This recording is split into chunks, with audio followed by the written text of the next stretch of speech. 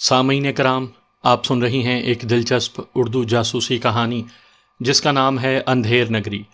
یہ اس سلسلے کی قسط نمبر 11 ہے۔ مجھے امید ہے آپ کو میری یہ کاوش پسند آ رہی ہوگی۔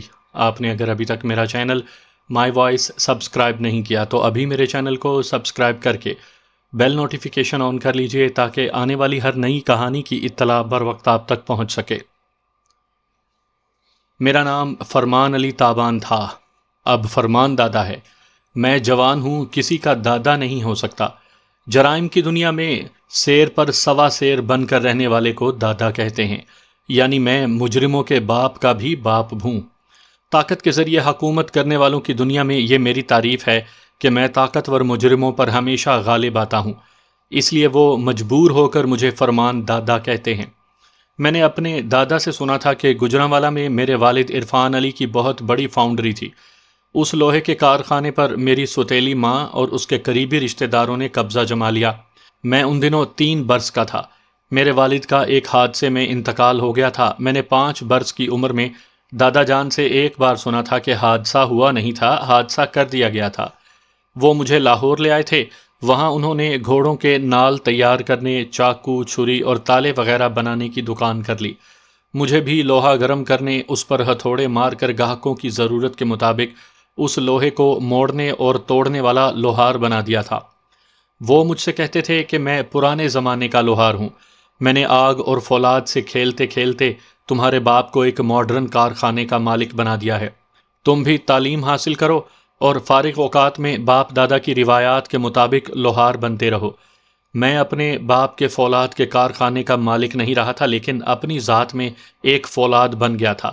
میرے پنجے فولادی تھے، میرے ہاتھ پاؤں، میرا جسم اور میرا کلیجہ فولاد کا ہو گیا تھا۔ میں جس شہزور کی گردن دبوچ لیتا پھر وہ گردن چھڑوا نہیں سکتا تھا۔ میرے شکنجے سے گردن کا چھوٹنا دشوار تھا، ٹوٹنا آسان تھا۔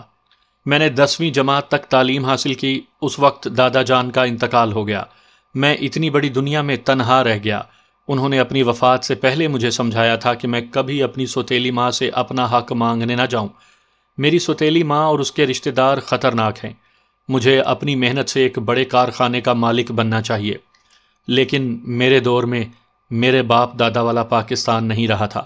اب یہ روایت چل پڑی تھی کہ محنت مزدوری سے دولت حاصل نہیں ہوتی، بلکہ کرپشن کے ذریعے چور دروازوں سے حاصل ہوتی ہے۔ ایک بار میرے پاس ایک شخص لوہے کے چند ڈیزائن لے کر آیا۔ اس نے کہا، اگر تم ان نقشوں کے مطابق سانچے تیار کرو گے تو میں تمہاری توقع سے زیادہ معاوضہ دوں گا۔ میں نے وہ سانچے تیار کیے، پھر ان سانچوں کے ذریعے وہ تمام مطلوبہ آلات تیار کیے۔ مجھے اندازہ تھا کہ وہ ایسے آلات کیوں تیار کروا رہا ہے۔ اس شخص نے جب ان آلات کو ایک دوسرے سے جوڑنا شروع کیا تو میرا اندازہ درست نکلا۔ وہ بظاہر ایک واکنگ سٹک تھی، کسی لنگڑے کے لیے زمین پر ٹیک کر چلنے والی لوہے کی چھڑی تھی، لیکن دراصل ایک رائفل تھی۔ اس چھڑی کو ایک ہاتھ کی گرفت میں لے کر چلنے کے لیے جو آلات لگائے گئے تھے، وہیں سے بلٹس کی لوڈنگ اور فائرنگ ہوتی تھی۔ وہ خوش ہو کر بولا، میں نے سنا تھا کہ تم اچھے کاریگر ہو، واقعی تم نے تو کمال کی چیز بنائی ہے، میں تمہیں 5000 روپیہ دوں گا۔ میں نے کہا 5 نہیں، 50,000 روپے۔ اس نے مجھے چونک کر دیکھا، 50,000؟ کیا تمہارا دماغ چل گیا ہے؟ میرا دماغ چلتا ہے، تبھی ایسی نایاب چیزیں تیار کر لیتا ہوں۔ میرے پاس تمام سانچے بنے ہوئے ہیں، میں ایسی کئی واکنگ سٹک گن تیار کر لوں گا۔ میں تمہیں 10,000 دوں گا اور یہ تمام سانچے لے جاؤں گا۔ میں ایسے سانچے دوبارہ تیار کر سکتا تھا۔ میں نے کہا 50,000 اس گن کے اور 50,000 ان سانچوں کے، اس کے آگے دوسری بات نہیں۔ جاؤ 1,00,000 روپیہ لے آؤ اور سامان لے جاؤ۔ وہ غرا کر بولا، مسٹر لوہار، تم جانتے نہیں ہو میں کون ہوں۔ میں تمہیں دوسری دنیا میں پہنچا کر یہ سب کچھ مفت میں لے جا سکتا ہوں۔ تم نے وہ کہاوت سنی ہوگی کہ جو دوسروں کے لیے گڑھا کھودتا ہے خود اس گڑھے میں گرتا ہے۔ تم نے یہ گن دوسروں کی ہلاکت کے لیے بنوائی، مگر خود اس گن سے ہلاک ہو سکتے ہو۔ اس نے حقارت سے مجھے دیکھا، پھر دکان سے باہر چلا گیا۔ گلی کے سرے پر مین روڈ کے فٹ پاتھ کے پاس اس کی کار کھڑی ہوئی تھی۔ اس نے وہاں پہنچ کر میری دکان کی طرف دیکھا، پھر کار میں بیٹھ کر چلا گیا۔ اس کے جاتے ہی میں نے واکنگ سٹک گن اور تمام سانچوں کو اٹھا کر تھیلے میں ڈالا، دکان بند کی، پھر وہاں سے اپنے گھر کی طرف جاتے ہوئے ایک دوست کی دکان پر رک گیا۔ اس سے کہا، میرا یہ تھیلا اپنی دکان میں رکھ لو، میں بعد میں آ کر لے لوں گا۔ میں وہ تھیلا وہاں چھوڑ کر آ گیا۔ غسل کیا، کپڑے تبدیل کر کے دوپہر کے کھانے کے لیے ایک ہوٹل میں آ گیا۔ اگرچہ میں نے 10 جماعتیں پاس کرنے کے بعد باقاعدہ تعلیم جاری نہیں رکھی تھی، لیکن میں انگریزی بول چال کی کلاس ضرور اٹینڈ کرتا تھا۔ جرائم کے موضوعات سے مجھے دلچسپی تھی، روزانہ اخبارات پڑھتا تھا اور سیاست دانوں اور بیوروکریٹس کے ہتھ کنڈوں کو سمجھتا رہتا تھا۔ یہ بات میرے دماغ میں نقش ہو گئی تھی کہ میں نے ہاتھ میں صرف ہتھوڑا پکڑا تو تمام عمر لوہار ہی رہوں گا، ان سیاست دانوں کی طرح بے انتہا امیر کبیر نہیں بن سکوں گا۔ مجھے کسی سیاسی پارٹی سے دلچسپی نہیں تھی، لیکن میں ہر لیڈر کے قریب رہ کر یہ تاثر دیتا تھا کہ میں اس کی پارٹی کا وفادار ہوں۔ چونکہ میں نے کسی بھی پارٹی کے لیے کوئی بڑا کارنامہ انجام نہیں دیا تھا، اس لیے میری حیثیت ایک کارکن کی تھی۔ میں یہ نہیں جانتا تھا کہ کاشف اکبر اپنے ایک دہشت گرد کے ذریعے وہ واکنگ سٹک گن تیار کروا رہا تھا۔ جب میں کھانے کے بعد دکان کھولنے پہنچا تو آس پاس کے دکانداروں نے بتایا کہ پولیس والے ایک بڑی سی گاڑی میں آئے تھے، شاید وہ دوبارہ آئیں گے۔ وہ دوبارہ 4 بجے آئے۔ ان کے ساتھ میرا وہی گاہک تھا جس نے مجھ سے وہ گن بنوائی تھی۔ اس نے دکان کے اندر آ کر کہا، وہ سامان نکالو یا پھر حوالات میں ڈنڈے کھانے چلو۔ میں نے تھانے دار کو دیکھا، پھر اس شخص سے کہا، کس سامان کی بات کر رہے ہو؟ اگر میری دکان میں تمہاری کوئی چیز ہے تو اسے لے جاؤ۔ وہ تمام دکان کا سامان ادھر ادھر پھینک کر اپنی مطلوبہ چیزیں تلاش کرنے لگا، پھر بولا، انسپیکٹر اسے تھانے لے چلو۔ انسپیکٹر کے حکم سے ایک ماتحت نے میری کلائی میں ہتھ کڑی پہنائی۔ میں نے پوچھا، مجھے کس جرم میں گرفتار کیا جا رہا ہے؟ میرے سوال کا جواب نہیں دیا گیا۔ 2 سپاہیوں نے مجھے دھکا دے کر کہا، اوئے چل، زیادہ بکواس نہ کر۔ میں نے جھنجھلا کر کہا، یہ کیا حرکت ہے؟ میرے ساتھ مجرموں جیسا سلوک کیوں کیا جا رہا ہے؟ انسپیکٹر نے کہا، اس کتے کو اٹھا کر گاڑی کے اندر پھینکو۔ میں نے انسپیکٹر سے کہا، مائنڈ یور لینگویج، میں گالی برداشت نہیں کرتا ہوں۔ میری بات سن کر اس نے ماں کی گالی دی۔ میرے اندر جیسے آتش فشاں پھٹ پڑا۔ میں نے گرجتے ہوئے ہتھ کڑی والا ہاتھ اس کے منہ پر مارا۔ اس کے حلق سے چیخ نکل گئی۔ ایک ہی ہاتھ پڑنے پر اس کا چہرہ لہو لہان ہو گیا تھا۔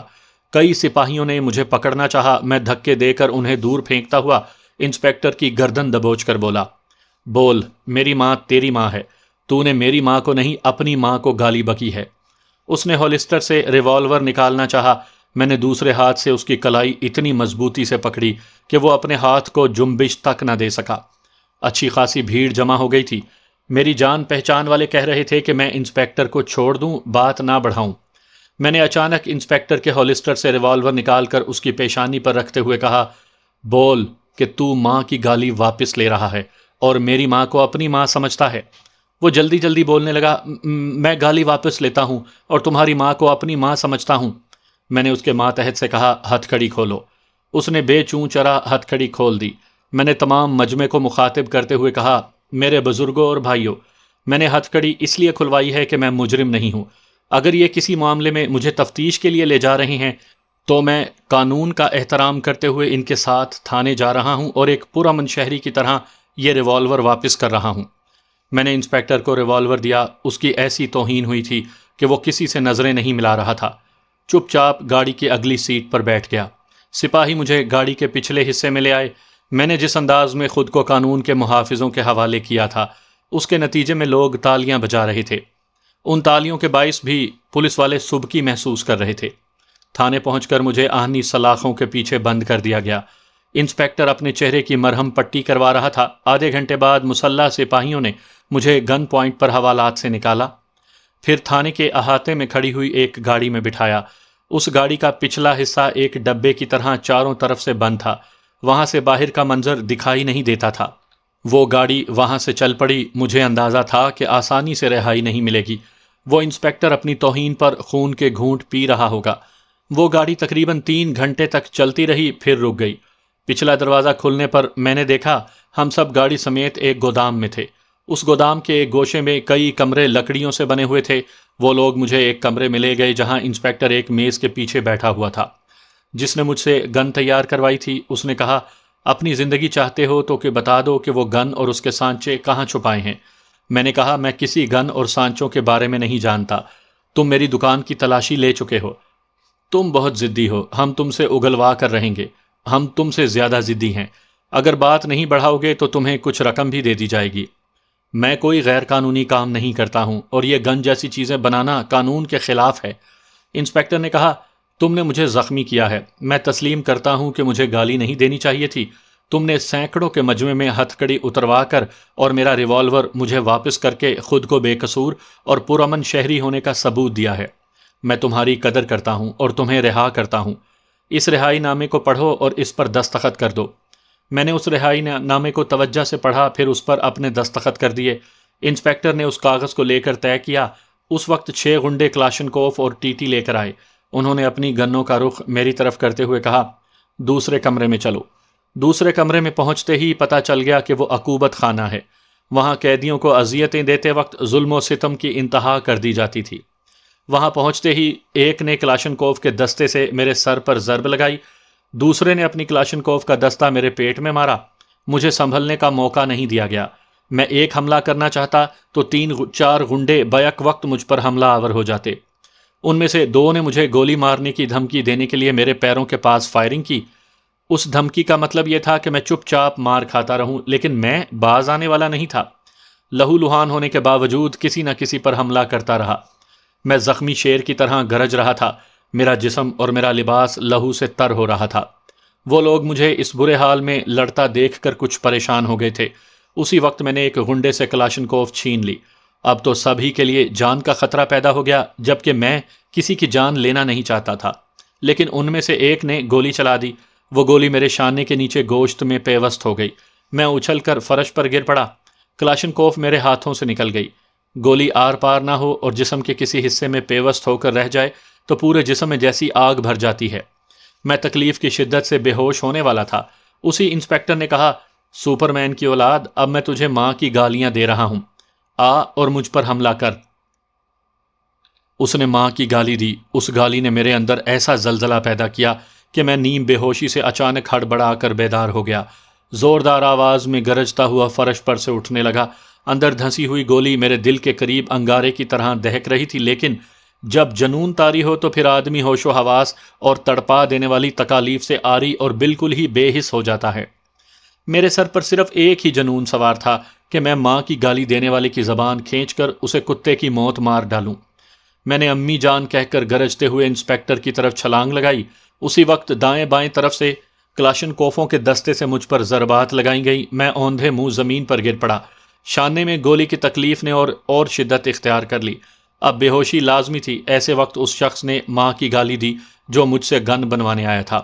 میں جیسے پاگل ہو گیا تھا۔ میں نے پھر گرجتے ہوئے اٹھنے کی کوشش کی۔ کئی غنڈے بھی اسی طرح گالیاں دیتے ہوئے اپنی گنوں کے دستے سے میرے سر پر اور میرے جسم کے کئی حصوں پر ضربیں لگانے لگے۔ ایک انسان کے اندر جو غیر معمولی قوت برداشت ہوتی ہے، وہ قوت جواب دے گئی۔ آنکھوں کے سامنے دن کی روشنی بجھ گئی، تاریکی ہی تاریکی چھا گئی۔ پھر میں اس تاریکی میں اپنے پہاڑ جیسے وجود کے ساتھ جانے کہاں گم ہو گیا۔ ایسے کم سخت جان ہوتے ہیں جو موت کے شکنجے میں بھی جا کر وہاں سے زندگی کی طرف لوٹ آتے ہیں۔ میں بھی زندگی کی طرف ایسے لوٹ آیا جیسے میری جان میرے جسم میں تھی ہی نہیں۔ اگر ہوتی تو وہ لوگ جسمانی طور پر مجھے ہلاک کر چکے تھے۔ میری جان میری ماں کی محبت اور عظمت میں چھپی ہوئی تھی۔ اس عظمت کو گالیاں دینے والوں کی زندگیاں جب تک میں ان سے چھین نہ لیتا، تب تک بار بار مرتے مرتے ان سے انتقام لیتا رہتا۔ جب میری آنکھ کھلی تو میری سمجھ میں نہیں آیا کہ میں کون ہوں اور کہاں پہنچا ہوا ہوں، اور اب سے پہلے میرے ساتھ ہو کیا چکا ہے۔ میں چند لمحوں تک خالی الذہن رہا، پھر رفتہ رفتہ سب کچھ یاد آنے لگا۔ شانے میں تکلیف کا احساس بھی جاگ اٹھا۔ میں نے ذرا سا سر گھما کر دیکھا، میرے جسم پر قمیض نہیں تھی۔ زخمی شانے پر پٹیاں چپکی ہوئی تھیں، کسی نے آپریشن کیا تھا۔ جسم میں پیوست ہونے والی گولی نکال کر مرہم پٹی کر دی تھی۔ میں ایک کمرے میں صاف ستھرے بستر پر لیٹا ہوا تھا، ایک ہاتھ کے بل اٹھ کر بیٹھنے لگا۔ زخم سے ٹیسیں اٹھ رہی تھیں، مگر اب یہ ٹیسیں اور جان لیوا درد و کرب میرے لیے کوئی معنی نہیں رکھتے تھے۔ سرہانے کی میز پر کچھ دوائیں رکھی ہوئی تھیں۔ ایک دوا کی بوتل کے نیچے طے کیا ہوا ایک کاغذ دکھائی دیا۔ میں نے اسے اٹھا کر کھول کر دیکھا۔ اس پر لکھا تھا، فرمان، یہ دوائیں حسب ہدایت دودھ کے ساتھ استعمال کرو۔ فریج میں تازہ پھل اور جوس وغیرہ موجود ہیں۔ تمہیں بادام کا حلوہ پسند ہے؟ وہ میں نے اپنے ہاتھوں سے تیار کر کے فریج کے اوپر رکھ دیا ہے۔ حلوہ ٹھنڈا ہو جائے تو اسے فریج کے اندر رکھ دینا اور حسب ضرورت کھاتے رہنا۔ چاول، مرچ اور کھٹی چیزوں سے پرہیز کرو۔ میں یہاں تک پڑھ کر رک گیا، شاید حیرانی سے سوچنے لگا، یہ کون ہے جسے میرا نام معلوم ہے اور یہ بھی معلوم ہے کہ مجھے بادام کا حلوہ پسند ہے؟ میں نے باقی خط چھوڑ کر لکھنے والے کا نام پڑھا تو میرے ذہن کو ایک جھٹکا سا لگا۔ وہ خط کوئی لکھنے والا نہیں تھا بلکہ لکھنے والی تھی۔ آخر میں خط کے نیچے لکھا ہوا تھا، فقط تمہاری ماں آمنہ عرفان۔ یک بارگی میرے دماغ میں آندھیاں سی چلنے لگیں۔ حیرت، شدت اور محبت سے دل اتنی زور زور سے دھڑکنے لگا کہ زخم سے ٹیسیں اٹھنے لگیں۔ درد اور مسرتیں ایک ساتھ نصیب ہو رہی تھیں، لیکن دادا جان نے تو بتایا تھا کہ بچپن میں میری والدہ کا انتقال ہو گیا تھا۔ میں دادا جان سے جھوٹ کی توقع نہیں کر سکتا تھا۔ کبھی کبھی میں پوچھتا تھا، دادا جانی میری امی کیسی تھیں؟ ان کی کوئی تصویر بھی ہے کہ نہیں؟ وہ یہ کہہ کر ٹال دیتے تھے، تصویر دیکھ کر کیا کرو گے؟ جیسی دوسری عورتیں ہوتی ہیں ویسی ہی تمہاری ماں بھی تھی۔ میں نے جوان اور باشعور ہونے کے بعد کہا تھا، تمام عورتیں ایک جیسی ہوتی ہیں لیکن ماں ساری دنیا سے نرالی ہوتی ہے۔ میری امی سب سے الگ اس لیے ہیں کہ انہوں نے مجھے جنم دیا ہے۔ میں کبھی کبھی سوچتا ہوں، اللہ تعالیٰ نے میری امی کو پیدا نہ کیا ہوتا تو میں بھی پیدا نہ ہوتا۔ دادا جان نے کہا، بیٹے الٹی بات نہ سوچو، سیدھی بات یہ ہے کہ باپ کے بغیر تم پیدا نہ ہوتے۔ دادا جانی میرا نام فرمان علی تابان ہے۔ باپ کے لہو سے اس فرمان علی کو کوئی بھی عورت پیدا کر سکتی تھی، لیکن وہ عورت آمنہ بیگم نہ ہوتی۔ مجھے اس ماں سے روحانی لگاؤ ہے جس کا نام آمنہ بیگم ہے۔ ہمارے رسول کریم حضرت محمد صلی اللہ علیہ وآلہ وسلم کی والدہ محترمہ کا نام بھی آمنہ تھا۔ مجھے اس نام سے اور اس ہستی سے اس لیے روحانی لگاؤ ہے۔ اچھا ٹھیک ہے، روحانی لگاؤ رکھو مگر کام میں دل لگاؤ۔ دادا جانی کام تو کر تو رہا ہوں، ایک ہتھوڑا مارتا ہوں لوہے کے 2 ٹکڑے ہو جاتے ہیں۔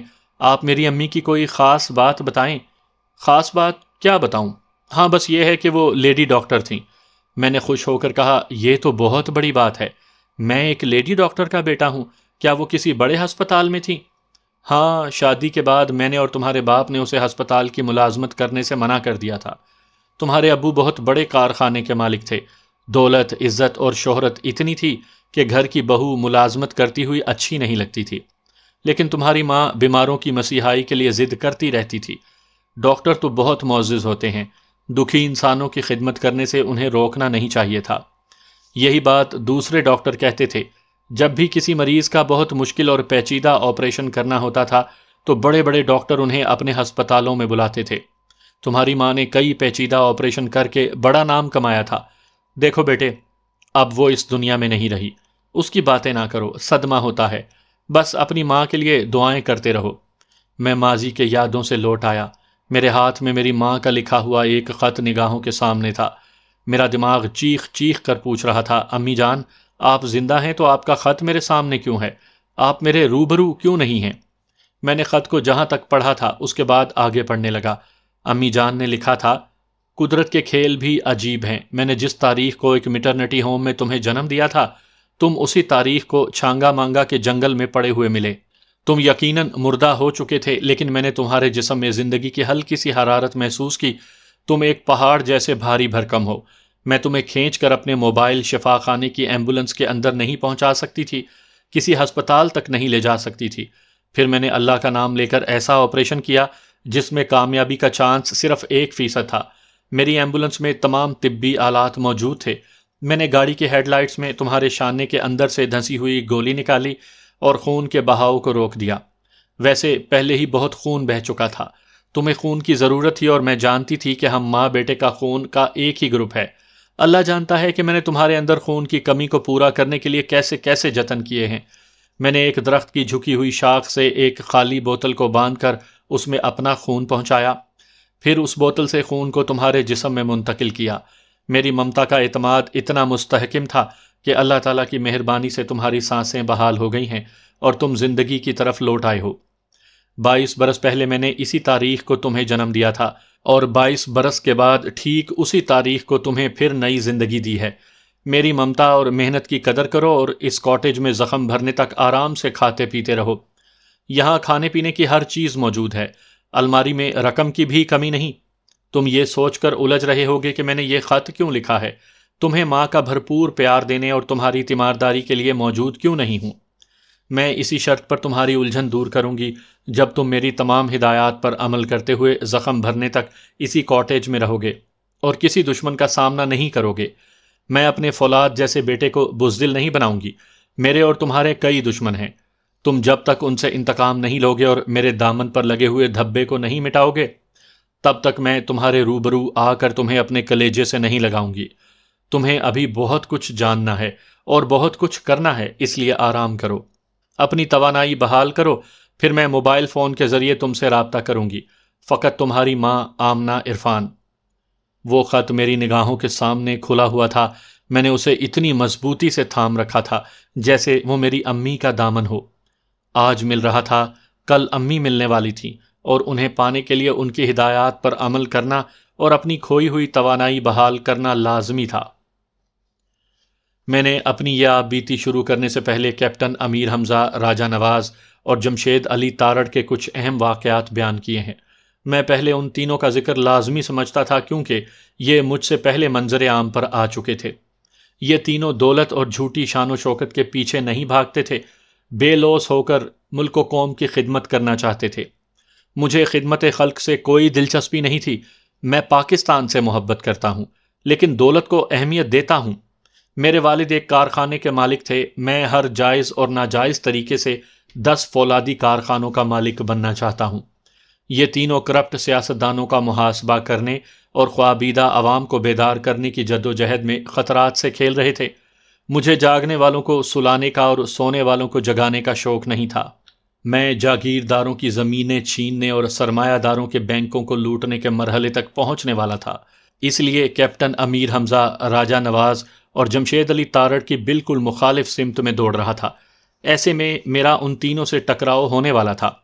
وہ جن کرپٹ سیاستدانوں کو مٹا دینا چاہتے تھے، میں ان سیاستدانوں کو تحفظ فراہم کر کے ان سے لاکھوں روپے، کروڑوں روپے حاصل کرنے والا تھا۔ میں ان تینوں سے اچھی طرح واقف نہیں تھا۔ کبھی کبھی سیاسی پارٹیوں میں جاتا تھا اور وہاں کے عام اور خاص ورکروں سے ان کا ذکر سنتا تھا۔ آئندہ ان تینوں کے متعلق جو اہم اور مکمل معلومات حاصل ہوئی تھیں، انہیں اپنی آپ بیتی میں تسلسل قائم رکھنے کے لیے پیش کر رہا ہوں۔ اس طرح سامعین کو یہ معلوم ہوتا رہتا ہے کہ وہ تینوں کن مراحل سے گزر رہے ہیں، اور میں کن مراحل سے گزرتا ہوا ایسے مقام تک پہنچنے والا ہوں جہاں ان تینوں سے میری دشمنی کا ایک انوکھا باب شروع ہوگا۔ ایسے ذہین اور اعلیٰ تعلیم یافتہ لوگ جو اپنے شعبوں میں اعلیٰ کارکردگی کا مظاہرہ کرتے ہیں، وہ ان پڑھ اور جاہل افراد کی طرح اندر سے ضعیف الاعتقاد بھی ہوتے ہیں۔ یعنی وہ قرآن مجید سے استفادہ کرنے کے بجائے جاہلوں کی طرح جادو ٹونے اور پیش گوئیاں کرنے والے نجومیوں پر بھروسہ کرتے ہیں۔ یہ درست ہے کہ ہماری دنیا میں کامیاب پیش گوئیاں کرنے والے نجومی گزرے ہیں، اور ایسے باصلاحیت نجومی اب بھی ہیں، لیکن پاکستان میں اکثریت ایسے افراد کی ہے جو صرف نجومی نہیں ہوتے بلکہ خود کو عامل بابا اور کسی جادو نگری کا پروفیسر کہتے ہیں۔ یعنی وہ ہر فن مولا ہوتے ہیں۔ اس پیشے سے تعلق رکھنے والا فقیر کہلاتا ہے، پہنچا ہوا بزرگ مانا جاتا ہے، عامل اور جنات بابا ہونے کی دہشت طاری کرتا ہے، اور ایک نجومی کی طرح پیش گوئی بھی کرتا ہے۔ پاکستان کی تاریخ گواہ ہے کہ اس ملک کے اکثر سیاستدان ایسے ہی عامل، فقیر، جنات بابا اور نجومی جیسے ہر فن مولا شعبدہ بازوں کے عقیدت مند رہے ہیں، اور اب بھی ہیں۔ یہ ہر فن مولا اپنے مریدوں اور بہت ہی تعلیم یافتہ ایجنٹوں کے ذریعے پریزیڈنٹ ہاؤس اور پرائم منسٹر ہاؤس تک رسائی حاصل کرتے ہیں۔ سیاستدانوں کو دعوے سے بتاتے ہیں کہ ان کی موجودہ حکومت پر کیسی نحوست چھانے والی ہے۔ اگرچہ آئندہ الیکشن میں انہیں کامیابی ہوگی، لیکن ایک کالی بلا آڑے آ رہی ہے۔ نحوست دور کرنے اور کالی بلاؤں کا توڑ کرنے کے لیے صرف کالا بکرا ذبح کرنے سے بات نہیں بنتی۔ جس ہر فن مولا، عامل اور نجومی پر اندھا اعتماد ہوتا ہے، سیاستدان اسے پلاٹ الاٹ کرتے ہیں اور نذرانے کے طور پر لاکھوں روپے دیتے رہتے ہیں۔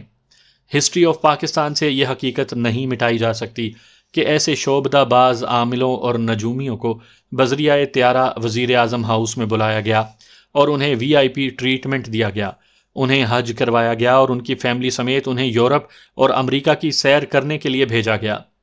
جس طرح اللہ صرف مصیبت کے وقت سیاستدانوں کو یاد آتا ہے، وہ اپنی ذہانت اور سیاسی بازی گری سے کامیابی کے مرحلے تک پہنچنے کے دوران میں اپنے اپنے عامل اور نجومی سے مسلسل رابطہ رکھتے ہیں اور الیکشن جیتنے کے لیے ان کی ہدایات پر عمل کرتے ہیں۔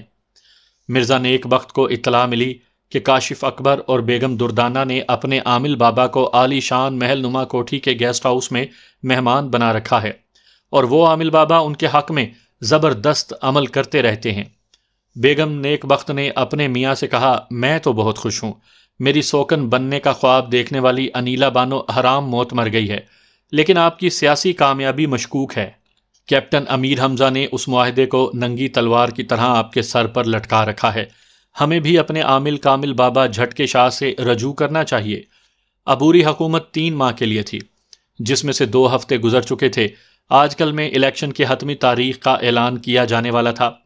مرزا نیک بخت نے اپنے عامل کامل کو بلانے میں دیر نہیں کی، اس نے بابا جھٹکے شاہ کو اپنے گیسٹ ہاؤس میں بلا کر شاہی مہمان کی طرح استقبال کیا اور یہ عرض کیا، حضور شاہ صاحب، جب تک انتخابات کے نتائج کا اعلان نہیں ہوگا آپ یہاں میرے مہمان رہیں گے اور کامیابی حاصل کرنے کے لیے میری رہنمائی فرماتے رہیں گے۔ بابا جھٹکے شاہ نے کہا، آپ 1 گھنٹے کے بعد میرے پاس آئیں، میں آپ کے مستقبل کے بارے میں کچھ ضروری باتیں کروں گا۔ نیک بخت اپنی کوٹھی میں آیا، بیگم نے ملازمہ سے چائے لانے کو کہا۔ اسی وقت فون کی گھنٹی بجنے لگی۔ نیک بخت نے اسپیکر آن کرتے ہوئے پوچھا، ہیلو، کون؟ میں ہوں، امیر حمزہ۔ وہ خوش دلی ظاہر کرتے ہوئے مگر ناگواری سے منہ بناتے ہوئے بولا، او کیپٹن صاحب، آپ نے کل سے فون پر رابطہ نہیں کیا، جب آپ فون نہیں کرتے ہیں تو دھڑکا سا لگا رہتا ہے۔ تمہیں میری طرف سے نہیں، انیلا بانو کی طرف سے پریشان رہنا چاہیے۔ جی ہاں، پتہ نہیں کس ظالم نے اسے بے دردی سے قتل کیا ہے اور الزام مجھ پر آ رہا ہے، لیکن یہ بات یقینی نہیں ہے کہ واقعی اسے قتل کیا گیا ہے، اور اب تو میں بھی یقین کرنے پر مجبور ہوں کہ شاید وہ زندہ ہے۔ آپ کیسے یقین کر رہے ہیں؟ میں نے ابھی 15 منٹ پہلے ٹیلی فون پر اس کی آواز سنی ہے۔ ٹیلی فون کے وائڈ اسپیکر سے امیر حمزہ کی آواز ابھر رہی تھی۔ بیگم اور نیک بخت دونوں ہی اس کی بات سن کر چونک گئے۔ نیک بخت نے پریشان ہو کر پوچھا، یہ آپ کیا کہہ رہے ہیں؟ کیا واقعی وہ زندہ ہے؟ کیا آپ نے واقعی اس کی آواز سنی ہے؟ لیکن آپ تو کسی کو اپنا فون نمبر نہیں دیتے ہیں۔ وہ لندن جانے والی تھی، میں نے اسے ایسے موبائل فون کا نمبر دیا تھا جسے آج کے بعد میں کبھی استعمال نہیں کروں گا۔ میں نے اس سے کہا تھا کہ وہ لندن پہنچ کر اپنی خیریت سے آگاہ کرے۔ یہ کہہ کر وہ ذرا چپ ہوا۔ نیک بخت نے پوچھا، آپ خاموش کیوں ہو گئے؟ کیا اس نے فون پر آپ سے رابطہ کیا تھا؟ ہاں، وہ کہہ رہی تھی کہ بخیریت لندن پہنچ چکی ہے، لیکن مجھے یقین نہیں آ رہا تھا۔ وہ کہہ رہی تھی کہ آپ یقین کریں یا نہ کریں، میں انیلا بانو ہی بول رہی ہوں۔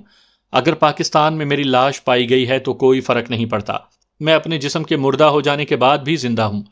کیپٹن صاحب، یہ کیسی بے تکی بات ہے؟ کیا آپ ایسی باتوں کا یقین کر رہے ہیں؟ میں ابھی یقین کرنے اور نہ کرنے کی کشمکش میں ہوں۔ میں نے اسے کہا ہے کہ وہ کہانیوں قصوں والی باتیں کر رہی ہے، لیکن میں اس بات پر حیران ہوں کہ مجھے انیلا بانو کی آواز سنائی دے رہی ہے۔ فون پر مغالطہ ہو سکتا ہے۔ بالکل ہو سکتا ہے، وہ ابھی تم سے فون پر بات کرنے والی ہے، تم اس کی آواز اور لہجے کو اچھی طرح پہچان سکو گے۔ میں 1 گھنٹے کے بعد تمہیں فون کروں گا، کیونکہ میں بھی تجسس میں مبتلا ہو گیا ہوں۔ اس نے فون بند کر دیا۔ نیک بخت نے اسپیکر آف کرتے ہوئے بیگم کو دیکھا۔ بیگم نے کہا، آپ نے اور پولیس والوں نے اپنی آنکھوں سے دیکھا تھا کہ اس کی لاش کے پاس ایسا سامان تھا جیسے وہ لندن جا رہی تھی؟ آپ کے گدھے اعلاکاروں نے اس کے چہرے کو ٹی ٹی کی گولیوں سے چھلنی کر دیا تھا، لیکن آپ تو یقین سے اسے انیلا بانو کہہ رہے تھے۔ بے شک، ایک بار اس نے میرے ساتھ ایک بوتیک میں جو لباس خریدا تھا نا، وہی اس کے جسم پر تھا، اور اسے مجھ سے زیادہ اور کون پہچان سکتا ہے؟ بیگم ناگواری سے کہہ کر چپ ہو گئی۔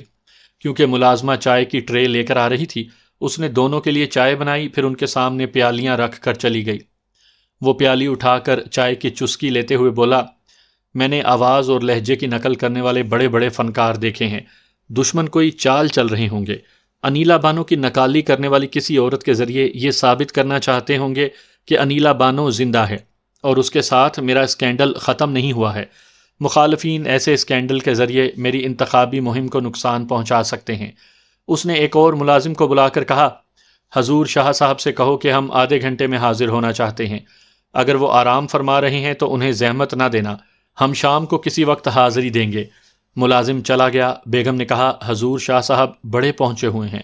پچھلے الیکشن میں انہوں نے سچی پیش گوئی کی تھی کہ اقتدار آپ کو حاصل ہوگا، لیکن اسمبلی میں آپ کو اپنے ممبران کی تعداد بڑھانی ہوگی، اور آپ کے لیے لازمی ہوگا کہ آپ کسی معتبر اور بزرگ شخص کو ناراض نہ کریں۔ میں نے ان کی ہدایات پر عمل کیا تھا، پھر بھی کامیاب ہوتے ہوتے رہ گیا۔ اب تم کہو گی کہ میں نے حضور شاہ صاحب کو ناراض کیا تھا۔ اور کیا، انہوں نے نیک کام کے لیے 25 کنال زمین مانگی تھی۔ اگر آپ یہ زمین حضور شاہ صاحب کے نام کر دیتے تو کاشف اکبر پچھلی بار حکومت بنانے میں کامیاب نہ ہوتا۔ بیگم، پیروں فقیروں کو ان کی اوقات میں رکھنا چاہیے۔ کیا تم نہیں جانتی کہ کاشف اکبر نے اپنے عامل ملتانی قلندر بابا کو مسجد اور مدرسے کی تعمیر کے لیے زمینیں دی تھیں؟ ان قلندر بابا نے اس زمین پر بہت بڑا شاپنگ پلازا بنا لیا ہے۔ ان کو ذرا سی ڈھیل دی جائے نا تو یہ لندن میں اپنے لیے سرے محل خریدنے کی فرمائش کر دیں گے۔ میں یہ نہیں کہتی کہ آپ انہیں سر پر چڑھائیں، لیکن ہمارے لیے 25 کنال زمین تو کچھ بھی نہیں۔ آپ اس بار حضور شاہ صاحب کی پسند کی زمین ان کے نام کروا دیں، انہیں خوش کر دیں۔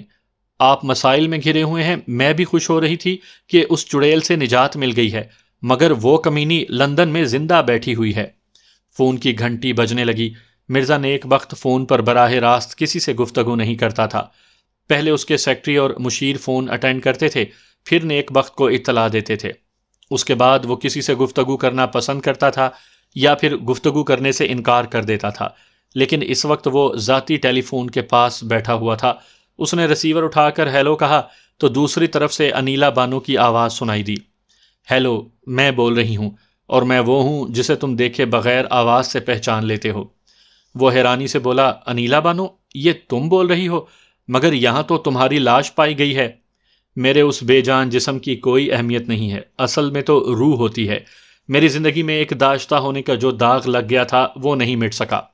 میری روح بے چین ہو کر لندن پہنچ گئی ہے۔ کیا روحیں ٹیلی فون پر باتیں کرتی ہیں؟ ٹیلی فون تمہارے پاس ہے، میرے پاس نہیں ہے۔ میں روحانی قوت سے بول رہی ہوں، اور میری باتیں تم اپنے فون پر سن رہے ہو۔